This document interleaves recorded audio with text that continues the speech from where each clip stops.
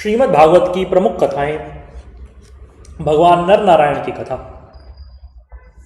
भगवान विष्णु ने धर्म की पत्नी रुचि के माध्यम से नर और नारायण नाम के दो ऋषियों के रूप में अवतार लिया।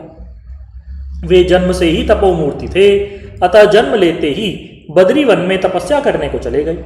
उनकी तपस्या से ही संसार में सुख और शांति का विस्तार होता है। बहुत से ऋषि मुनियों ने उनसे उपदेश ग्रहण करके अपने जीवन को धन्य बनाया। आज भी भगवान नर नारायण निरंतर तपस्या में रत रहते हैं। इन्होंने ही द्वापर में श्री कृष्ण और अर्जुन के रूप में अवतार लेकर के पृथ्वी का भार हरा। एक बार इनकी उग्र तपस्या को देख करके देवराज इंद्र ने सोचा कि ये तप के द्वारा मेरे इंद्रासन को लेना चाहते हैं। अतः उन्होंने इनकी तपस्या भंग करने के लिए कामदेव, वसंत तथा अप्सराओं को भेजा। इन्होंने जाकर के भगवान नर नारायण को अपनी नाना प्रकार की कलाओं के द्वारा तपस्या से च्युत करने का प्रयास किया, किंतु उनके ऊपर कामदेव तथा उसके सहयोगियों का कोई प्रभाव न पड़ा। कामदेव, वसंत और अप्सराएं शाप के भय से थर थर कांपने लगे। उनकी इस दशा को देख करके भगवान नर नारायण ने कहा कि तुम लोग बिल्कुल भी न डरो, हम प्रेम और प्रसन्नता से तुम लोगों का स्वागत करते हैं। भगवान नर नारायण की अभय देने वाली वाणी को सुनकर के काम अपने सहयोगियों के साथ अत्यंत लज्जित हुआ। उसने उनकी स्तुति करते हुए कहा कि प्रभु, आप निर्विकार परम तत्व हैं। बड़े बड़े आत्मज्ञानी पुरुष आपके चरण कमलों की सेवा के प्रभाव से काम विजयी हो जाते हैं। देवताओं का तो स्वभाव ही है कि जब कोई तपस्या करके ऊपर उठना चाहता है तो वो उसके तप में विघ्न उपस्थित करते हैं। काम पर विजय प्राप्त करके भी जिन्हें क्रोध आ जाता है उनकी तपस्या नष्ट हो जाती है। किंतु आप तो देवादिदेव नारायण हैं, आपके सामने ये काम क्रोध आदि विकार कैसे फटक सकते हैं। हमारे ऊपर आप अपनी कृपा दृष्टि बनाए रखें, हमारी आपसे यही प्रार्थना है। कामदेव की स्तुति को सुनकर के भगवान नर नारायण अति प्रसन्न हुए और उन्होंने अपनी योग माया के द्वारा एक अद्भुत लीला दिखलाई। सब लोगों ने देखा कि साक्षात लक्ष्मी के समान सुंदर सुंदर नारियां नर नारायण की सेवा कर रही हैं। नर नारायण ने कहा कि तुम इन स्त्रियों में से किसी एक को मांग करके स्वर्ग में ले जा सकते हो, वह स्वर्ग के लिए भूषण स्वरूप होगी। उनकी आज्ञा मान करके कामदेव ने अप्सराओं में सर्वश्रेष्ठ अप्सरा उर्वशी को लेकर के स्वर्ग के लिए प्रस्थान किया। उसने देव सभा में जाकर के भगवान नर नारायण की अतुलित महिमा से सबको परिचित कराया, जिसे सुनकर देवराज इंद्र चकित और भयभीत हो गए। उन्हें भगवान नर नारायण के प्रति अपनी दुर्भावना और दुष्कृति पर विशेष पश्चाताप हुआ। भगवान नर नारायण के लिए ये कोई बड़ी बात नहीं थी। इससे उनके तप के प्रभाव की अतुलित महिमा का परिचय मिलता है। उन्होंने अपने चरित्र के द्वारा काम पर विजय प्राप्त करके क्रोध के अधीन होने वाले और क्रोध पर विजय प्राप्त करके अभिमान से फूल जाने वाले तपस्वी महात्माओं के कल्याण के लिए अनुपम आदर्श स्थापित किया। भगवान कपिलावतार की कथा। भगवान ब्रह्मा जी ने अपने पुत्र महर्षि कर्दम को सृष्टि की वृद्धि के लिए आदेश दिया।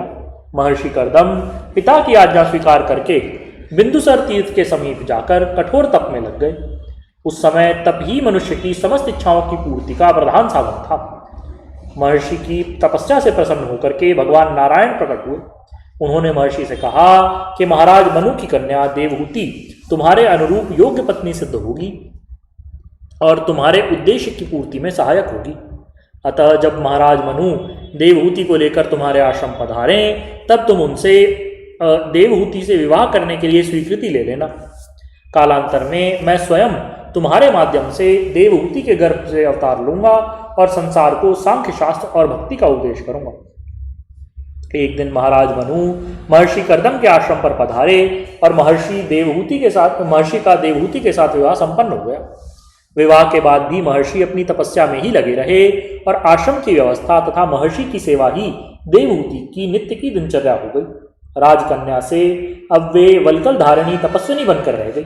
अंततः महर्षि उनकी पति भक्ति और सेवा से प्रसन्न होकर के बोले कि कल्याणी, तुमने मेरी सेवा में अपने आप को सुखा डाला है, मैं तुम पर अति प्रसन्न हूँ। बताओ तुम्हारी कौन सी कामना सिद्ध करूं। देवहूति को संतान की कामना थी। महर्षि कर्दम ने अपनी तपस्या और योग के प्रभाव से एक दिव्य विमान प्रकट किया, जिसमें सहस्रों दास दासियां, दिव्य वस्त्राभूषण तथा लोकोत्तर ऐश्वर्य भोग की दुर्लभ सामग्रियां उपलब्ध थी। महर्षि देवहूति के साथ विमान में चढ़ गए।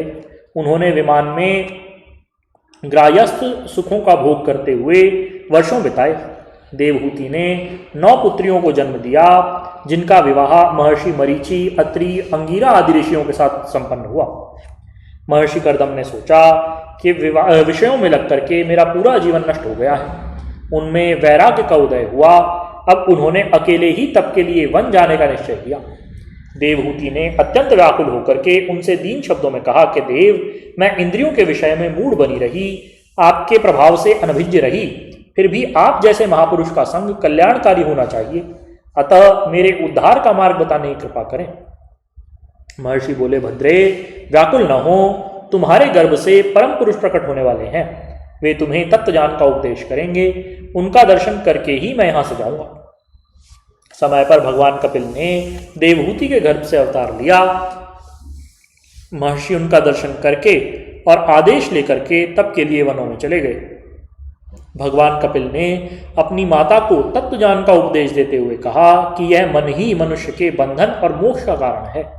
विषयों में आसक्त होने पर यह बंधन का हेतु होता है, किंतु परमात्मा में अनुरक्त होने पर यही मोक्ष का कारण बन जाता है। इसलिए मनुष्य को चाहिए कि वह हर ओर से मन को खींच करके भगवत स्वरूप में ही लगाए। इस प्रकार माता को भक्ति और सांख्य शास्त्र का उपदेश देकर के भगवान कपिल समुद्र तट पर गए और समुद्र ने उनको अपने अंदर स्थान दिया। देवहूति भी उनके उपदेश के अनुरूप भगवान में अपना मन लगा करके मुक्त हो गई। बोले श्री सद्गुरुदेव भगवान की जय। परम प्रभु श्री रामलाल जी भगवान की जय। योगिराज अनंत स्वामी श्री चंद्रमोहन जी भगवान की जय। योगिराज श्री देवेंद्र जी ब्रह्मचारी की जय। श्री सदाशिव भगवान की जय। वृंदावन बिहारी लाल की जय। शंकर भगवान की जय। हर हर महादेव।